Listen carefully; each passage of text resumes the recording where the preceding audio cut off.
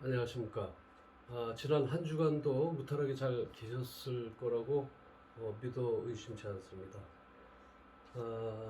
이제 정말 이제 가을이 무르익었고요. 이제 여러분들 벌써 11월 달을 맞이했습니다. 11월 이제 2일을 11월 초를 맞이해서 이제 완연한 겨울로 접어들었습니다. 여러분들 그 코로나에 늘 대비하셔서 코로나가 종식되는 그날까지 건강하게 해서 저희들 대면으로 꼭 만날 수 있는 그날이 하루속히 왔으면 좋겠습니다. 지난 시간에는 이제 기술 기반의 제품 또는 서비스는 고객에게 명확한 가치를 줘야 한다. 그래서 밸류 프로포지션이라고 해서 지난 시간에 저희가 공부를 했습니다. 그래서 이는 더 큰 가치를 유발하기 위한 세분화된 시장에서 더 낮은 원가 또는 혁신적인 제품으로서 새로운 기회를 통해서 기술 또는 제품을 홍보해야 된다. 그래서 제가 말씀드렸던 게 있습니다. 우리 회사는 여러분들을 위해서 24시간 자지 않고 연구 개발에 몰두하고 있습니다. 라고 하는 그런 홍보 마케팅 또는 그러한 알림은 전혀 소비자들에게 다가오지 않는다는 것입니다. 다시 말하면 소비자들은 고객이 얼마나 명확한 가치를 제안을 하고 또 더 큰 가치를 유발하기 위한 세분화된 시장에서 얼마나 더 좋은 낮은 원가, 즉 가성비를 제공할 것이냐. 그래서 혁신화된 제품 또는 서비스로 새로운 기회를 통해서 기술 또는 제품을 홍보해야 된다 이렇게 말을 했습니다. 그래서 이제 그 가치 제안을 하다 보니까 그 가치 제안은 가치 제안을 통해서 제품의 판매 활동까지 나오는 비즈니스 모델 캔버스, BM 캔버스라고 얘기합니다. BM 캔버스에 대해서 우리가 이제 공부를 했었고요. 잠깐 이제 비즈니스 캔버스에 대해서 우리가 이거를 적어놓고 하나하나를 저희가 이제 그 가치 제안까지 했었습니다. 그죠? 그리고 그 9가지가 과연 어떤 것이 있는지 그것을 우리가 한번 그려보도록 할까요? 자, 맨 처음에 뭐가 있을까요? 맨 처음에 이쪽에서 적을까요? 맨 처음에 1번이 있어요. 1번이 우리가 뭐였었죠? 고객 세분화. 고객 세분화를 어떻게 할 것인가? 이렇게 고객 세분화를 어떻게 할 것인가? 그죠? 고객 세분화. 이거 그림을 고객 세분화로 적지 않고요. 이거를 조금 밑에다 적어야 될 것 같아요. 왜냐면 위에 또 뭔가 또 들어와야 될 것 같아서 고객 세분화. 이거는 좀 밑으로 해서 좀 적도록 하겠습니다. 고객 세분화와 그리고 고객을 세분화했으면 고객에 대해 어떤 가치를 줄 것인지 또 세 번째 뭐였었죠? 그 가치를 고객에게 어떤 채널로 줄 것이고 그 다음에 고객에 대한 관리는 어떻게 하고 그때 나오는 수익은 어떻게 되겠느냐. 그래서 우리가 그 다이아그램으로 한번 정리를 한번 했었습니다. 지난 시간에. 그거를 중심으로 해서 오늘은 그 BM 캔버스를 정리하고 STP 분석, 수학 분석으로 계속 강의를 이어나가도록 하겠습니다. 자, 우리가 고객 세분화를 어떻게 할 것이냐. 자꾸 이렇게 적죠. 고객 세분화.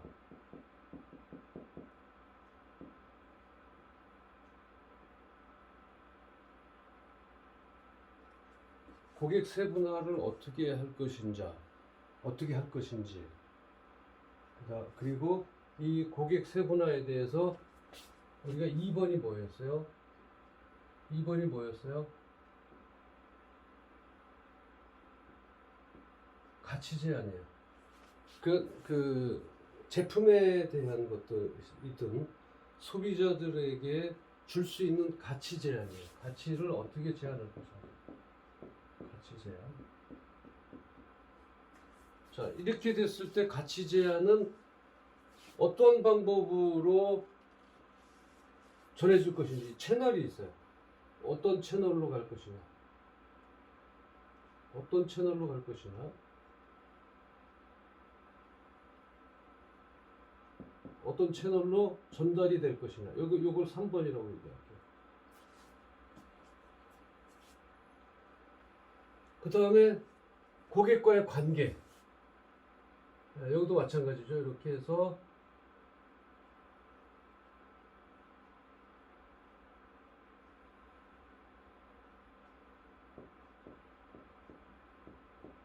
고객과의 관계. 이거를 4번이라고 이제 우리가 지칭을 했었죠.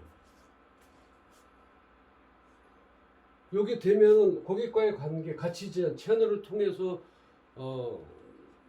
고객 세분화해서 고객 전달이 됐으면 뭐가 나와야 돼요? 그렇죠. 여기 밑에 뭐가 나온다 그랬어요? 수익원이 나와야 돼요. 수익원. 왜냐면 기업이라는 거는 수익이 필요한 거예요. 수익원이 나와야 됩니다. 이렇게 수익원이 나와 어떻게 나올 것이 얼마로 나오고 어떻게 나와야 될 것이냐. 그랬을 때 우리가 지난 시간까지 저희가 여러분들하고 이제 공부한 것이 가치 제한을 어떠한 방법으로 고객 세분화는 저희가 했어요. 그죠?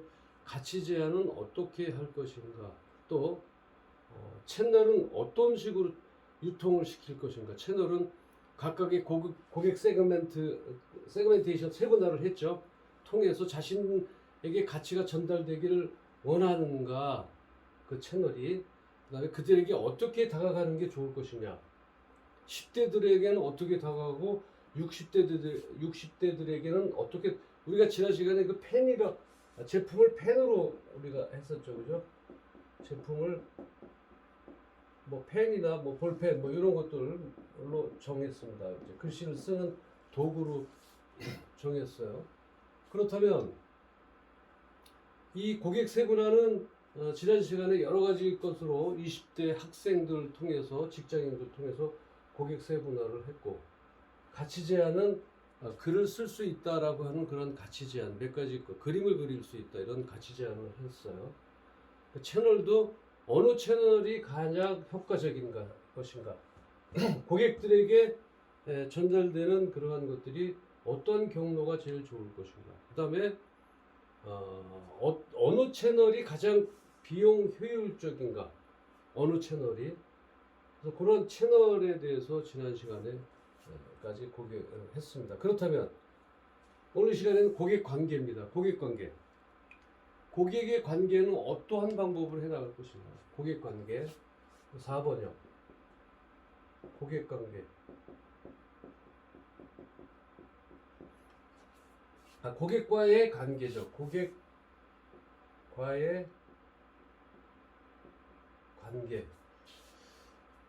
각각의 어떤 고객 세그멘트들은 어떤 방식의 고객 관계가 만들어지고 유지되기를 원하는지, 그 고객과의 10대들과의 관계는 어떠한 관계라고 할 것인지, 개별적으로 어시스트를 할 것인지, 고객 관계 개별 어시스트,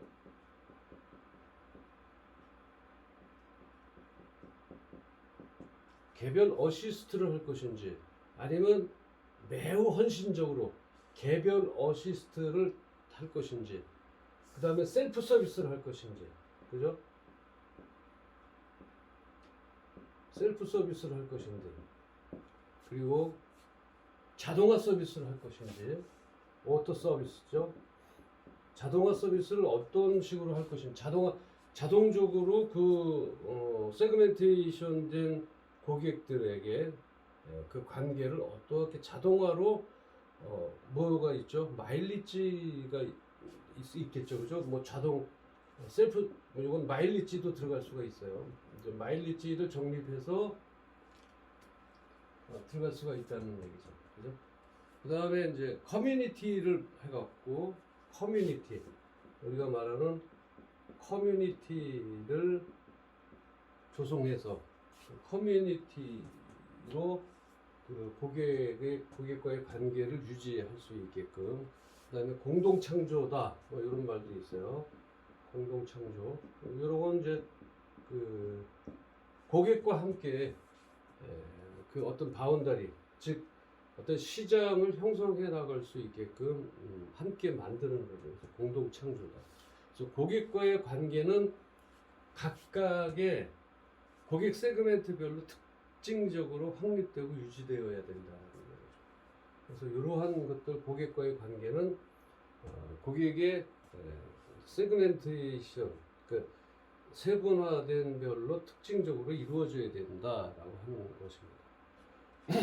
자, 이렇게 이루어지면 수익은 어떻게 창출할 것이냐? 우리 이건 누구예요? 기업이죠.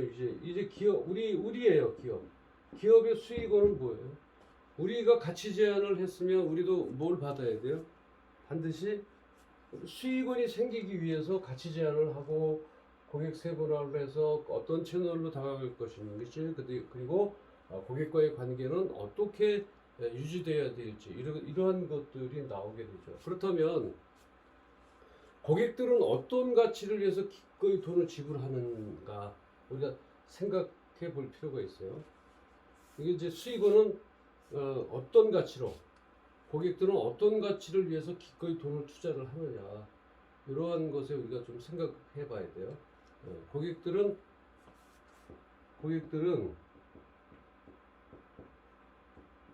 어떤 가치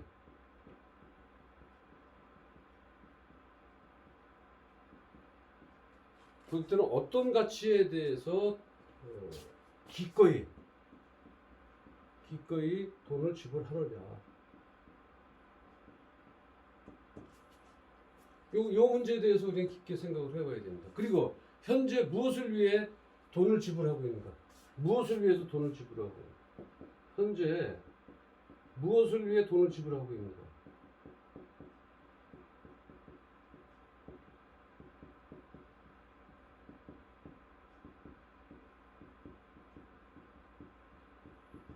무엇을 위해 돈을 지불하고 있는가? 고객들은 과연 그리고요 이 어떻게 지불하고 있는지 요것도 필요하죠. 어떻게 지불하고 있는지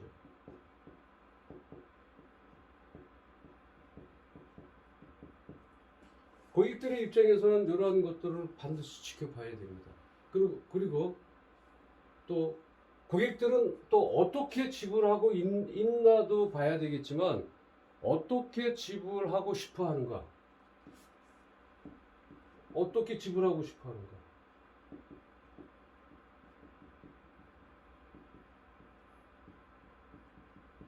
이 문제도 생각을 해야 됩니다. 가치를 제공해서 수익원을 얻을 때 그 다음에 각각의 수익원은 전체 수익에 얼마나 기여하는가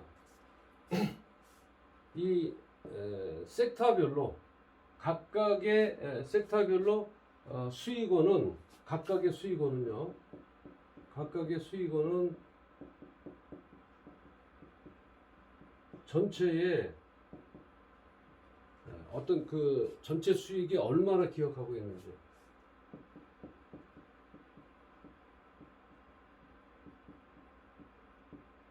기여하고 있는가 이것은 반드시 우리가 짚고 넘어가야 될 필요가 있어요.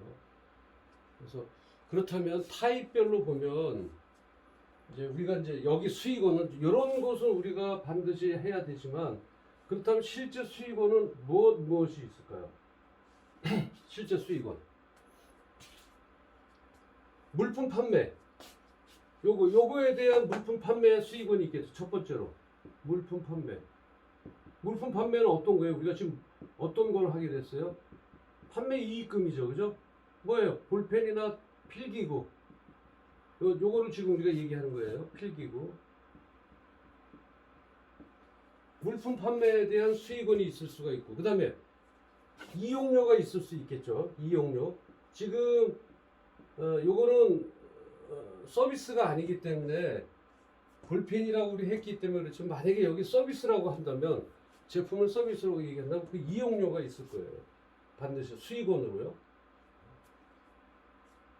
세 번째,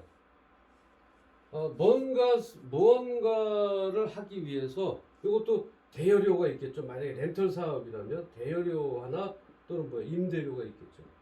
이런 것들이 수익원이 돼요. 또 서비스로 한다면 뭐가 있어요? 어떤 서비스에 들어가기 위한 가입비가 있겠죠. 그죠? 가입비. 요거는 이제 볼펜으로 한정되어 있기 때문에 다른 뭐 물품 판매에서 끝날 수는 있겠지만 볼펜 말고 어떤 서비스나 어떤 플랫폼 같은 경우를 했을 때 그럴 때는 이용료라든지 또 제품 또 리스로 해서 대여료라든지 어떤 컨텐츠에 대한 가입 비용이라든지 이런 것들이 있을 거예요. 그 다음에 어떤 그것을 어느 정도까지 빌려주는 라이센스 비용이 있었어요. 이 라이센싱 비용이 또 수익원으로 할 수 있고요. 그 다음에 또 뭐가 있어요? 6번에 중개수수료 있을 수 있죠. 그죠? 중개수수료. 이것도 수수료에 들어갑니다. 우리 수익원에.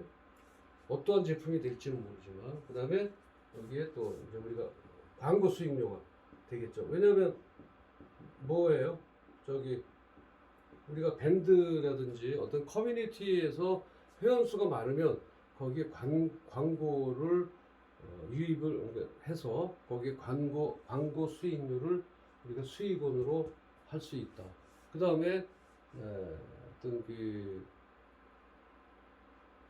이러한 그 수익원 중에서 실질적으로 우리가 영업이익이 얼마나 되는가에 따라서는 제품이나 품목에 따라서 다 다르기 때문에 그때그때 조정을 하고 또 여기다가 이제 계산을 해야 된다라고 하는 것입니다.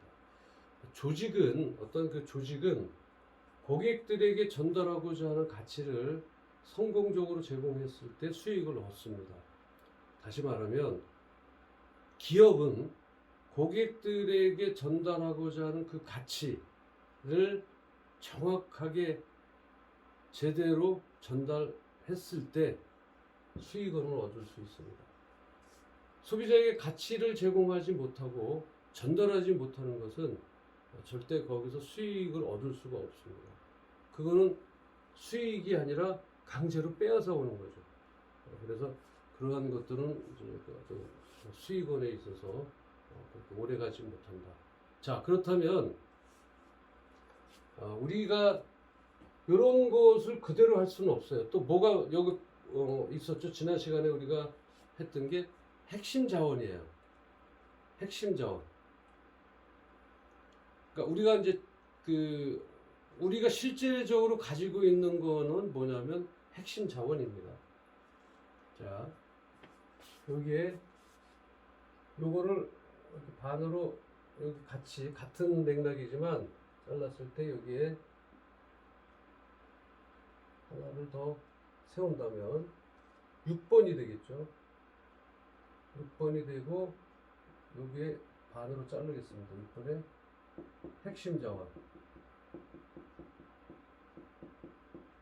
그 다음에 7번이 핵심 자원이 있으면 핵심 활동이 필요하죠. 어떤 활동이 필요한지. 핵심 활동. 그죠? 그 다음에 핵심 자원과 핵심 활동이 나만 가지고 되는 게 아니에요. 그렇죠? 그러면 여기 뭐가 같이 상생을 해야 되죠? 8번. 핵심 뭐예요? 파트너. 그리고 여기에 핵심 활동과 핵심 자원을 통해서 핵심 파트너와 얘기할 때 뭐가 들어가야 돼요? 여기요? 수익 대신에 뭐가 들어가요? 여기는 수익원이 들어갔지만 우리 외부적으로 했을 때 여기에 들어가는 비용 구조예요.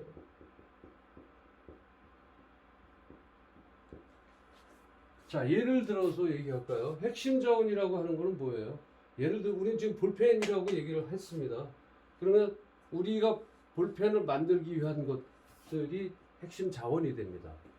그래서 이 여기 이제 수익원까지 했고요. 자, 그렇다면 핵심 자원은 무엇이 필요하고 어떠한 것들로 이루어져 있는지 한번 알아보도록 하겠습니다. 핵심 자원은 어떤 것이 있을까요? 우리가 이제 이걸 키 리소스라고 얘기를 합니다. 핵심 자원은 키 리소스. RE죠. 키 리소스라고 얘기하는 거는 뭐냐면 우리의 밸류 프로포지션은 어떤 핵심 자원을 필요로 하는지, 그 다음에 공급 채널을 위해서 어떤 자원이 이 공급 채널을 위해서는 어떤 것들이 필요한지 보면 우리가 그 리소스를 보면 물적 자원이 있어야 돼요. 그죠? 6번에 키 리소스예요. 그리고 핵심 자원입니다.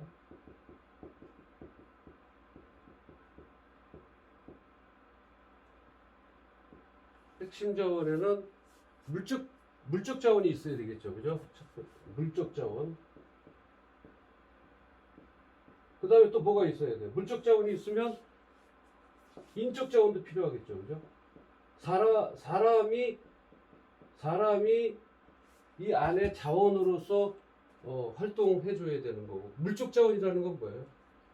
장치겠죠. 어떤 뭐 물건을 만들기 위한 장치라든지 또 뭐 있어요? 소프트웨어도 여기 물적 자원에 들어가겠죠. 그 다음에 인적 자원은 뭐예요? 연구원이라든지 거기에 대한 해박한 지식이 있는 사람이겠죠.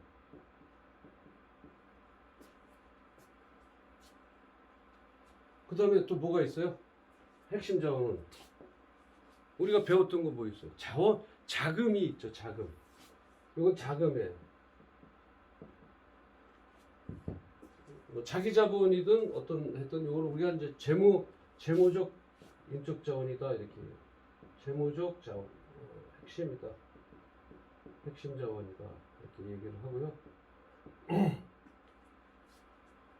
핵심 자원 중에서는 요 세 가지 물적 자원과 인적 자원 이런 것들을 해야 되고, 그 다음에 이 핵심 자원의 그것을 우리가 별도로 본다면 공급 채널을 위해서 어떤 자원이 필요한가, 공급 채널을 위해서 우리가 어떤 자원이 더 필요한지를 한 번 더 우리가 살펴볼 필요가 있고요. 그 다음에 고객 관계를 위해서, 수익원을 위해서는 어떤 자원이 필요한가, 고객 관계를 위해서 또 수익원을 위해서 어떤 자원이 필요한가, 또 채널을 위해서는 우리가 핵심 자원이 어떤 자원이 필요한가, 또 이런 자원도 있을 수 있겠죠.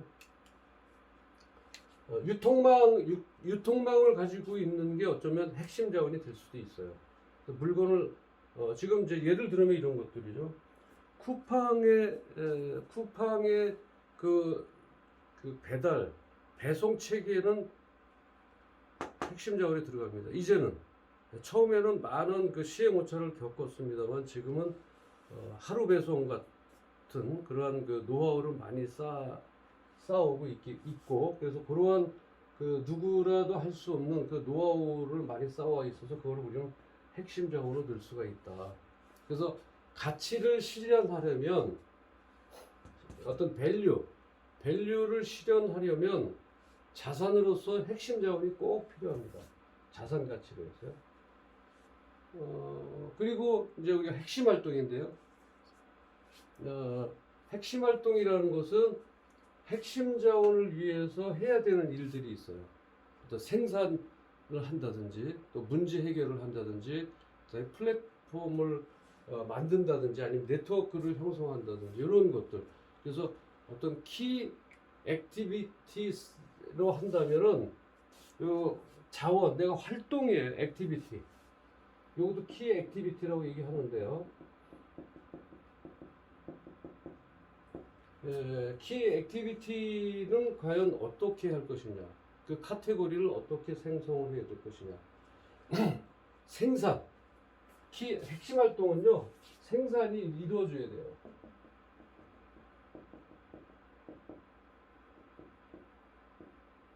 첫 번째 생산. 생산은 정말 그 키 액티비티에 들어가는 것 중에 제일 중요한 요소죠. 그 다음에 어떤 트러블 슈팅이에요. 문제 해결. 그 다음에 또 뭐예요? 플랫폼이에요.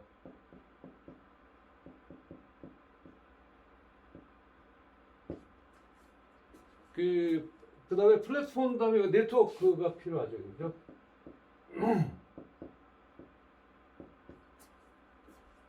문제 해결과 핵심 활동을 위해서 플랫폼 구성은 어떻게 구축하고 네트워크는 어떻게 구축해야 되고 문제 해결은 어떻게 해야 될 것이고 생산 이런 것들이 다 핵심 활동 중에 들어간다.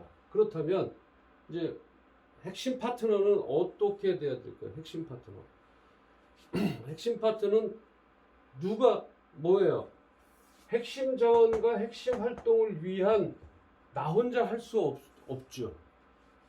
생산도 나 혼자 할 수 없습니다. 뭐가 있어야 돼요? 원료가 필요하죠. 또 그 라인이 필요하지 않습니까? 생산을 하려면. 볼펜을 만들려면 볼펜을 자동으로 하기 위해서는 자동화 라인이 필요해요. 그러면 그 자동화 라인을 내가 만들 수 있나요? 만들 수 없습니다. 핵심 파트너가 그렇다면 그 기계 라인과 원료를 공급해주는 사람 이런 것들이 이제 핵심 파트너가 되겠죠. 그렇다면 여덟 번째로 핵심 파트너는 누가 핵심 파트너인가를 잘 봐야 됩니다.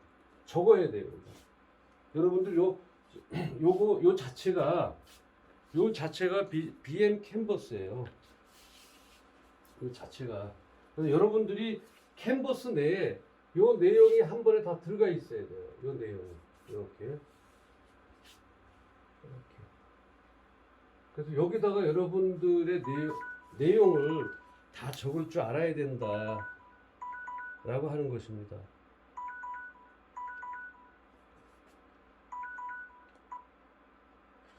그래서 요 내용대로 한다면 핵심 활동은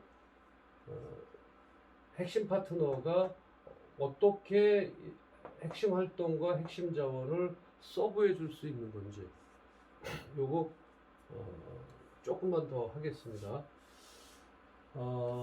그래서 핵심 파트너는 어떤 그 불확실성의 감소를 줘야 돼요. 그리고 자원이나 활동의 획득이 있어야 되고, 그리고 어떤 그 최적화된 규모의 경제가 돼야 되는데, 이 말이 무슨 뜻이냐면, 자, 이 핵심 파트너는 그냥 말로 설명을 요 밑에다 간략하게 적겠습니다. 우리의 핵심 공급자가 누군지, 핵심 공급자. 예를 들면요, 볼펜을 만드는데 볼펜의 그 내부에 제일 중요한 것은 뭐예요? 볼펜에 들어가 보면 거기 동그랗게 되어 있는 볼이 있어요. 여러분들 볼펜을 보면 많은 볼이 거기 움직이면서 잉크를 끌어내리거든요. 예를 들면 이런 거죠. 볼펜을 보면 이렇게 볼이 있고 이렇게 해서 여기 잉크가 그러니까 이렇게 쓸 때 이렇게 원통형 볼이 있어요. 그럼 이거 감싸고 있는 노즐이 있고, 그 다음에 여기에 잉크 통이 있어요. 잉크가 들어가 있죠, 그죠? 그래서 우리가 여기다 종이에다 쓰면은 이게 이게 회전을 하면서 그래서 볼 포인트 펜이라고 얘기하는데, 이 볼이 핵심 자원이에요. 아니, 이 볼을 만드는 회사, 볼을 만들어서 납품하는 회사가 사실은 주 핵심 파트너가 되는 거죠. 왜냐하면 케이스 같은 경우는 사출로 찍으면 됩니다. 이렇게 금형을 놓고서 찍으면 되는데, 이 볼 같은 경우는 아주 정밀하고 거기에 맞지 않으면 여러분들 볼펜 똥이라고 하죠. 이렇게 볼펜을 쓰다 보면 막 옆으로 새어 나와서 어떤 지저분하게 만들어내는 것이 있습니다. 그래서 그러한 볼 자체가 정밀하지 않기 때문에 그러한 현상이 일어나는데, 이런 식으로 이 볼이 잉크를 잘 묻혀서 나와야 되는데 잘 못 묻히면 볼이 작아지면 옆으로 이렇게 잉크가 셉니다. 이거 잉크가 막 새는 거를 우리는 이제 이게 뭐 닦아 쓰기도 하긴 하지만, 그래서 이러한 우리 제품 중에서 제일 중요한 거 누가 핵심 파트너인가? 요거는 핵심 파트너, 핵심 공급자 파트너. 볼을 납품해 주는 사람, 납품자 이렇게 해서 하고요. 또 우리의 파트너로부터 어떤 핵심 자원을 획득할 수 있는지, 여기서부터 핵심 자원은 뭘 할 수 있는지. 핵심 자원은 뭐예요? 또 자원이 있겠죠. 핵심 자원이라는 건 뭐예요? 그 기계 설치 비용, 기계 설치 같은 거요. 이런 것들은 핵심 자원이라고 될 수 있습니다. 그래서 파트너가 어떤 핵심 활동을 수행하고 있는지도 적어야 돼요. 우리 핵심 파트너가 어떠한 핵심 활동을 하고 있는지 우리에게, 그 다음에 우리가 파트너로부터 어떤 핵심 자원을 획득할 수 있는지 이런 것을 우리가 봐야 됩니다. 그래서 이러한 그 파트너, 누가 핵심 파트너이고 또 우리 핵심 공급자는 누구고 이런 것들을 우리가 좀 봐야 돼서 거기에 들어가는 비용 구조가 부품 비용이겠죠, 그죠? 부품을 외부에서 납품받으니까 부품 비용 얼마, 또 기술을 전수해주는 기술 전수 비용 얼마, 이런 것들이 많이 나올 겁니다. 비용 구조 같은 경우에 또 뭐가 있을까요? 변동비.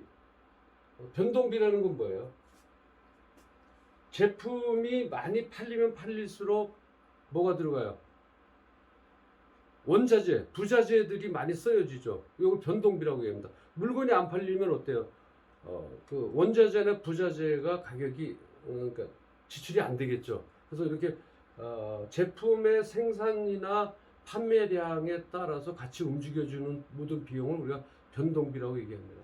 그러면 비용 구조는 제품이 많이 팔렸을 때 핵심 파트너나 핵심 활동, 핵심 자원들이 자꾸 올라가겠죠. 그죠? 그래서 이런 변동비, 변동비는 비용 구조에 들어간다.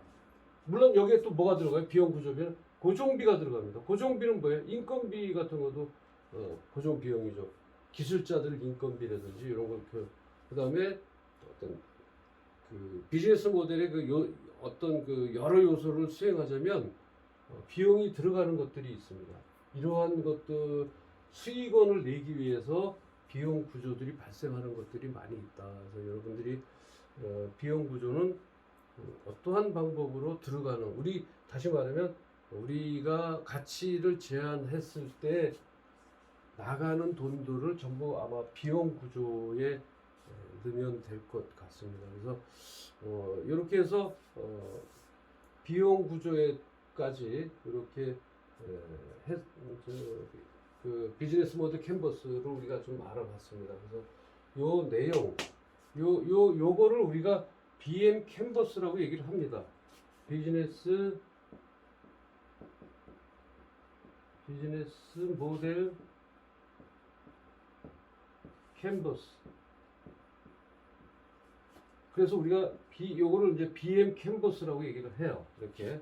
요거는 이제 캔버스 안에 이 비즈니스 모델이 요 안에 다 들어가 있다라고 해서, 사실은 이 비즈니스 모델 캔버스는 우리가 간략하게 회사의 전체적인 전략이라든지 어디서 우리가 돈이 새고 있다든지, 왜냐면 여기 이제 비용 구조에 돈이 나옵니다. 여기는 우리가 지금 적지는 않았지만 금액이 얼마, 이런 식으로 나와요.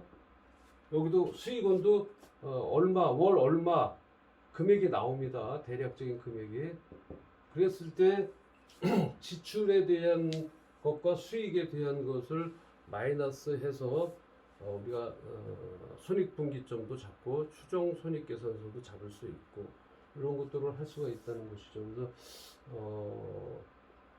요 1, 2, 3, 4 고객의 세분화, 또 가치 제한, 채널은 어떻게 할 것이고, 그다음에 고객과의 그 관계는 어떤 방법으로 하고, 여기 들어왔을 때 우리가 핵심 활동은 뭐고, 또 핵심 자원은 뭐고, 그다음에 거기에 우리가 핵심 자원과 핵심 활동을 서브해주고 공급해주는 그 핵심 파트너는 누구인지, 그렇다면 이 핵심 자원과 핵심 활동, 핵심 파트너를 전부 고리를 연결해 주는데 지출되는 비용, 이거를 이제 비용 구조라고 얘기하는데요. 요거는 얼마 어디서 얼마가 나고 어디서 얼마가 나가는지 전부 이 안에다 적어야 됩니다. 적어서 요거에 대해서 우리가 수익의 타당성과 또 사업의 타당성 분석도 간략하게 할 수 있다는 것이죠. 그래서 이러한 내용들을 여러분들이 원래 대면 수업을 하게 되면 이 내용을 같이 실습을 합니다. 왜냐하면 이제 작년 같은 경우에는 그 스카이프 우리가 전화 있죠, 무료 전화 스카이프에 대해서 이걸 가지고 한번 우리가 잘 BM 캔버스를 작성을 해보고 그리고 자기가 또 하고 있는 회사 또 근무하고 있는 회사 또 내가 경영하고 있는 회사의 비즈니스 캔버스 위에 이렇게 쭉 적어보면 실제적으로 한눈에 오너들이 다 볼 수 있고 물론 담당자들도 한눈에 볼 수 있어서 어디에서 물이 새고 있구나 어디에서 우리의 기술이 새고 있구나 어디에서 영업이나 홍보 마케팅이 새고 있구나라고 하는 것을 한눈에 볼 수가 있습니다.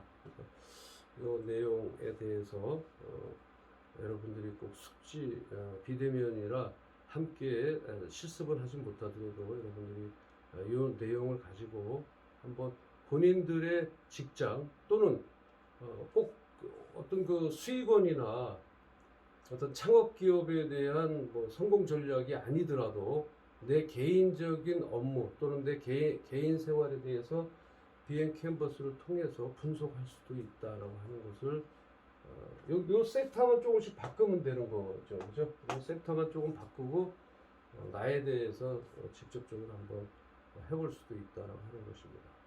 자, 이 시간까지 BM 캔버스에 대해서 마치고 칠판 정리하고 다시 제 2강에서 뵙도록 하겠습니다. 수고하셨습니다.